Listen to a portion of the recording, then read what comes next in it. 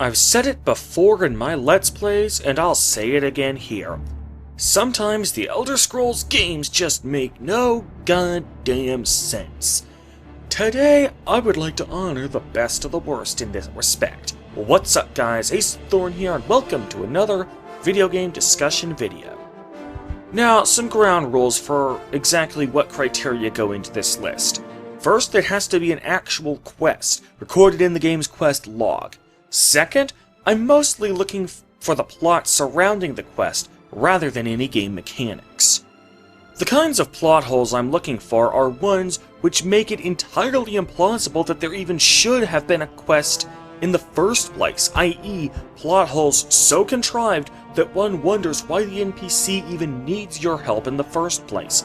Or perhaps plot holes that completely negate entire quest lines with their stupidity. Alternatively, I am looking for quests that have very obvious alternative solutions that involve significantly less bloodshed, and the only reason we can't do those alternative solutions is because Bethesda just didn't program that alternate path in. So, with that out of the way, let's begin. Number 5. Waking Nightmares from Skyrim. So this quest involves you and a priest of Mara, who is a former priest of Vermina, attempting to put a stop to the Skull of Corruption because its power is getting so far out of hand that it's starting to affect the people of Dawnstar. When he was a priest of Vermina, there was an attack from orc bandits, and he released a gas called the miasma that knocked out both priests and orcs alike, potentially forever, only for him to fly the coop at the last minute. That's all well and good, but the contrivance is when it comes time for you to drink what is known as Vermina's torpor. That, ladies and gentlemen, is where this quest falls apart. The torpor is said to use someone's dreams to travel distances in the real world. Only problem is, you don't really get a dream sequence out of this ordeal. The event which unfolds before you is an actual historical event that really happened. Well, in the fictional universe of the Elder Scrolls, that is, but you know what I mean. Of course, that is the easiest of the contrivances to explain. Perhaps Arender's guilt for his flight has haunted him in his sleep, so it's both a dream and a real event.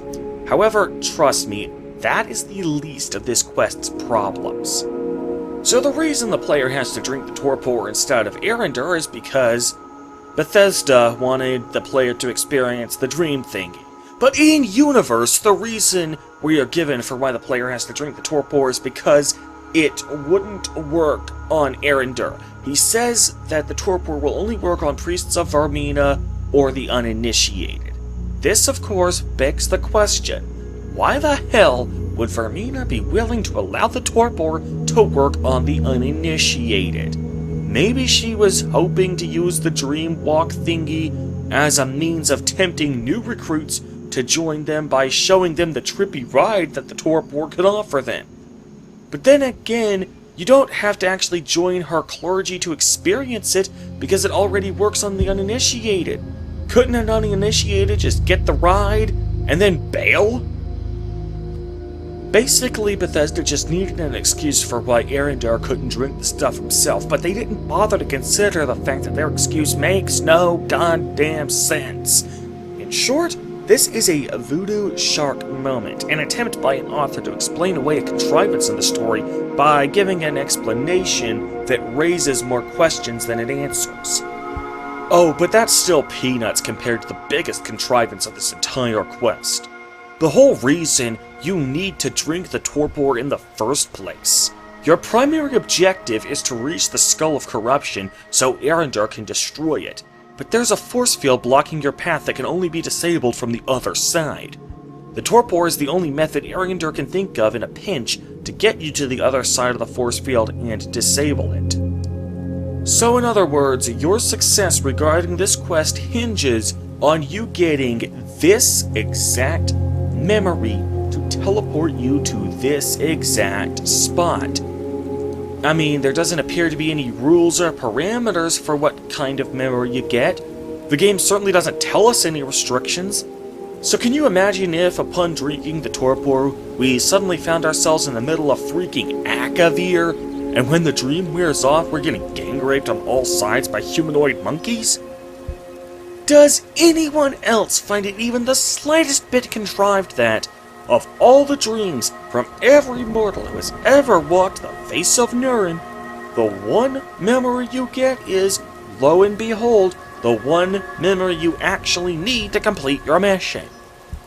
The only explanation that I would buy, and this is the main reason why this quest is so low on the list, because I can actually think of an explanation, is that Vermina wanted to tempt the player into killing Arinder in exchange for getting the skull for himself. So she purposefully gave us the one memory we actually needed to complete this objective.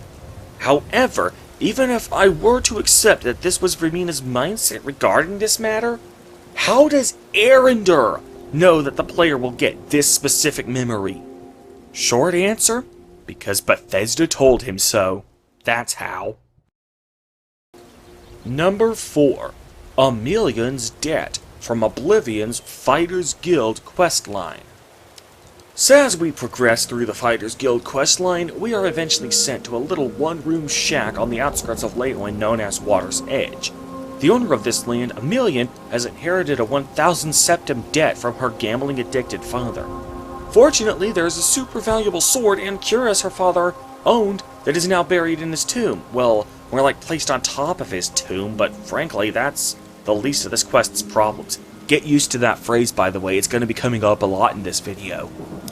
Okay, first of all, if her father had this debt, when he died, shouldn't the sale of his most valuable assets be taken care of before he gets buried? Well, okay, maybe Amelian didn't know about this debt until after her father was buried, although the game doesn't tell us that. There's still another tiny problem with this premise. According to the Imperial City Quest Unfriendly Competition, grave looting is a crime punishable by death. Okay, so maybe there's an exception to the law when the living relatives consent to having the grave be plundered. But again, the game doesn't tell us that.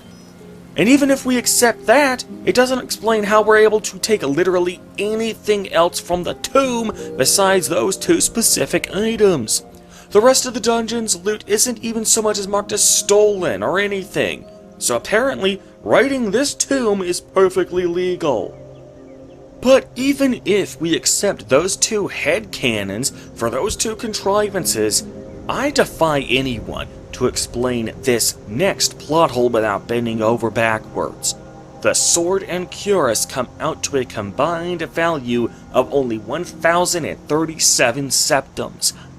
This means that, in order for Amelian to sell this stuff to get enough money to pay off the debt, she would need to get at least 97% sell prices.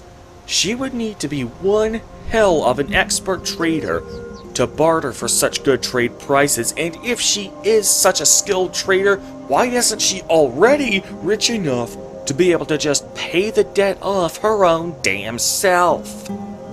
And on a side note, if she isn't already super rich, how does her family have an entire tomb dedicated exclusively to burying members of just that family? Isn't that the sort of luxury normally reserved for noble families? Now add this to the fact that Amelian had to pay, at a minimum, 100 gold to hire the Fighters Guild to even do this job in the first place, and she's necessarily acting on a net loss on this exchange, even if she somehow manages to get 100% sell prices with that gear.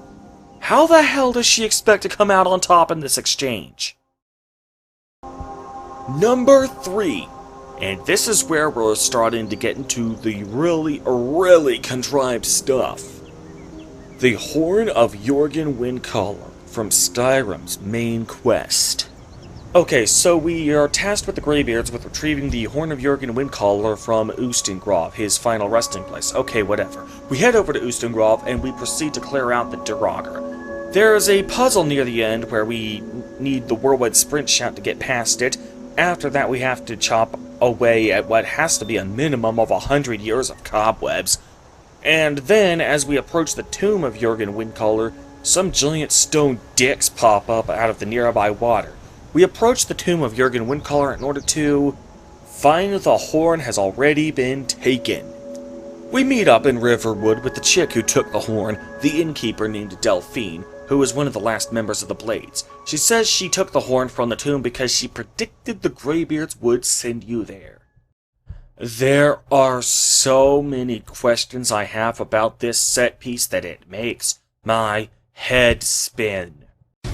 Okay, first of all, how did Delphine predict that the Greybeards would send the Dragonborn on this specific task?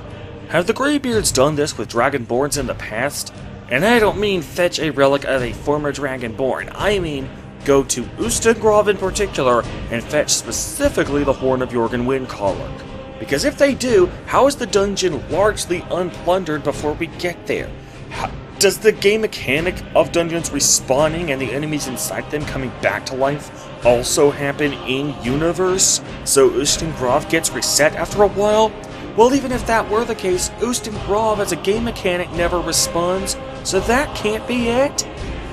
Second, while Delphine's Blades training and experience can certainly provide an in-universe explanation for how she might be able to handle the Draugr, she didn't even really handle them. With the exception of one Draugr we find pretty early in the dungeon, the rest of the undead enemies are still walking around and attacking us. So she didn't even deal with the Draugr, she must have snuck past them. Third, how did she manage to get past this obstacle with the closing doors that require the whirlwind sprint shout? She isn't Dragonborn, she can't shout, so does she just have super speed naturally? We never see her use that power anywhere else in the game. Fourth, how did she make it past that century-old cobweb wall without chopping it to bits first? Forget super speed. Does Delphine literally have the ability to phase through solid f***ing walls? And last but not least, even if we accept that Delphine's combat and or stealth skills really are just that good, why did she need us to get the Dragonstone for her out of Bleak Falls Barrow? Couldn't she have just gotten the stone her own damn self? Gah!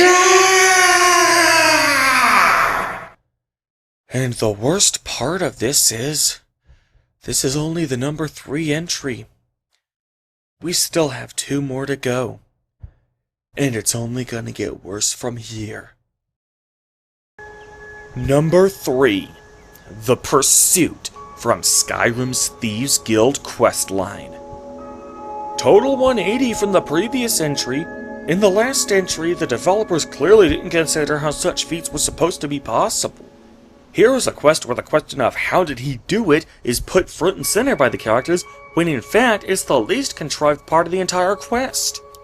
So we've managed to translate Gallus's journal, and this journal says that Mercer has been stealing from the guild vault. It is important to remember that this journal is 25 years old. Some of the thieves in this guild at the moment were not even born when this journal was written. Also, we only have a translation, assuming without considering that Brynjolf and some other people may recognize Gallus's handwriting after all this time. The part that's in Gallus's handwriting is in the Falmer language. Carlia says we finally have proof that she was innocent, but couldn't she have just hired Inthir and Winterhold to write down whatever the hell she wanted for this translation? So anyway, the journal says that Mercer has been stealing from the guild vault for years. The guild leaders have interpreted this journal as if it were brand new, and that Mercer's vault stealing was a recent thing, even though the journal is 25 years old. So to check to see if the translation is correct, they decide to open up the vault and have a look. Sure enough, the vault is empty, and everyone assumes Mercer is the culprit.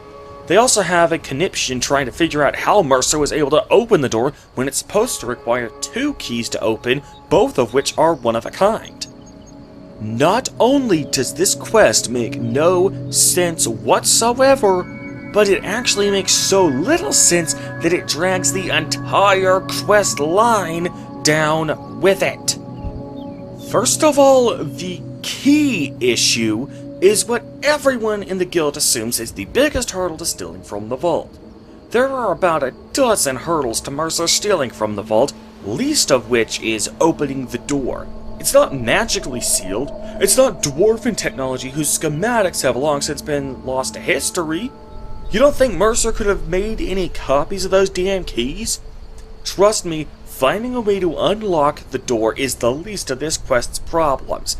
Instead of asking how Mercer managed to open the door, maybe you should instead be asking how he managed to open the door without anyone noticing. The entrance to the vault is pretty well lit.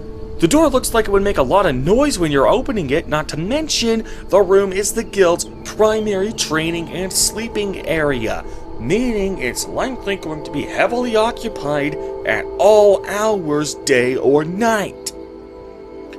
For that matter, how are you just now noticing the vault is empty? Is this literally the first time you have opened the vault door in 25 years? What, you never bothered to put any treasure inside the vault? Or you never bothered to withdraw a little of it during the 25 years of bad luck you were complaining about at the beginning of this quest line? Yeah, remember when I said this quest actually brings the rest of the quest line down with it? I wasn't kidding! Or was the vault filled with treasure just a couple of days ago, and Mercer somehow managed to make a clean getaway with all that booty in only a few short days? Honestly, even if he could enter the vault unnoticed, the sheer mechanics of lugging around all that treasure in such a short amount of time deserves its own round of how did he do that. Honestly, after all that, if he somehow managed to get away with all that theft despite all these exhaustive security measures, then quite frankly, you deserve it. You're also all a bunch of filthy hypocrites in my opinion. We're all thieves here, right? You guys just suck. And the number one Elder Scrolls quest that makes no effing sense is every single solitary murder mystery or exposing corruption quest in the entire franchise. Fuck me! I've already discussed my beef with these quests in my series about the ideal Elder Scrolls 6. Link in the top right corner of this screen if you're interested. But frankly, this is so ridiculous that it bears repeating. These quests are walking piles of dog shit. The most common sin between these quests is that they almost always are resolved the exact same way. The killer or culprit leaves an incriminating document that they wrote themselves in some area ripe for the taking. The most common type of document is a journal, although letters are sometimes used. But they are always written by the culprit and usually contain crazy pants confessions of their crimes. Let's think about how many of these quests are either solved or have huge breakthroughs in them just because the culprit leaves these incriminating documents unattended like complete dumbasses. Blood on the Ice. Killer leaves his journal unattended like a complete dumbass. Laid to Rest. Vampire leaves her journal unattended like a complete dumbass. Corruption and Conscience in Oblivion. Corrupt Guard Captain leaves his incriminating letter unattended like a complete dumbass. A Brotherhood Betrayed from Oblivion. Killer leaves his journal unattended like a complete dumbass. You know, you would think that after the first dozen killers were caught because their journals were discovered, that killers would stop keeping journals of their criminal exploits, or at the very least keep those journals on their person at all times. Actually, I don't think it's a matter of the characters in-universe not learning from their past mistakes. I just think it's a problem with Bethesda sucking at writing detective stories. And that, ladies and gentlemen, is the primary reason why this is the number one entry.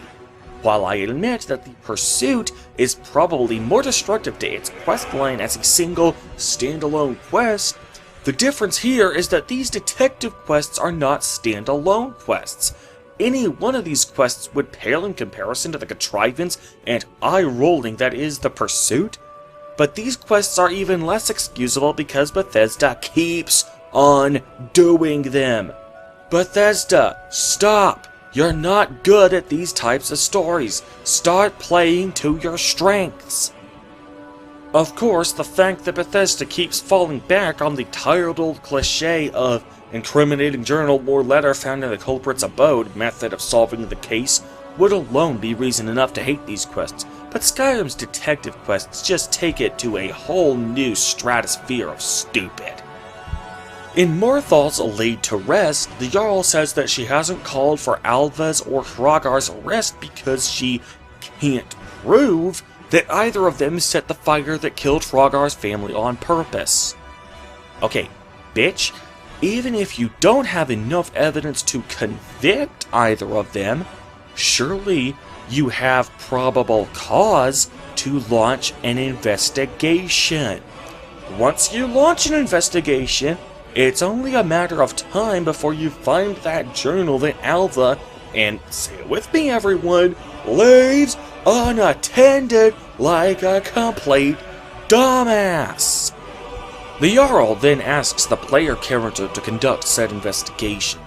So wait, if you wanted to do an investigation, and you felt that you had legal authority and probable cause to do so, why the hell didn't you assign one of the guards to do it before the player character arrived in Morthal? You know, guards. Guys for whom it is literally their job to investigate these matters? Were you waiting for an outsider to give the job to? Because you could have been waiting for a very long time. Morthal doesn't get a lot of tourist traffic, you know. Or what about Blood on the Ice in Windhelm? A murder mystery that already has a bare minimum amount of government spearheaded investigation behind it when the player arrives. They give the excuse that they are stretched too thinly by the war to adequately investigate these murders. However, the court mage is already scrying and arguing to find the killer on his own time, and even able to draw up predictions about when the next murder will be by recognizing a pattern in the dates. You're honestly telling me that the court f***ing mage was unable to exercise the simple expedient of following a literal trail of blood that leads directly to the killer's lair? You have got to be f***ing kidding me! When I solve these quests, do I feel like a prodigy detective? No, I feel like I'm playing the video game edition of Blue's Clues. It doesn't make me feel smart for solving the case, it makes the existing government look like drooling idiots, and I'm having to clean up their messes. That is the complete opposite of how you should feel after completing a quest in an RPG. Completing a quest should be a rewarding experience, not a tedious one. And that, ladies and gentlemen, is the second reason why these quests occupy the #1 slot on this list. They are guilty of one of the few crimes a story can possibly commit that is worse than not making any sense. They don't make any sense half the time, but in addition to that, they are also offensive and insulting to the player's intelligence. It's a 1-2 punch of being terrible quests. And that concludes my list of 5 Elder Scrolls quests that make no sense. Can you think of any other quests that you feel should have been included? Let me know down in the comments, and maybe I'll feature them in a sequel video one day. Kind of like how Outside Xbox will sometimes do commenters editions of their videos. And that will do it for today's video. If you guys liked this list, be sure to give this video a thumbs up and share it with your friends. Also check out some of my other analysis videos by clicking on the playlist in the bottom right corner of the screen, as well as some of my Let's Plays on this channel, where I take a more lighthearted approach to these games and just have a good time. Last but not least, be sure to consider subscribing for more in-depth analysis of your favorite video games. In the meantime, however, I am Acerthorn, and I will see you guys later.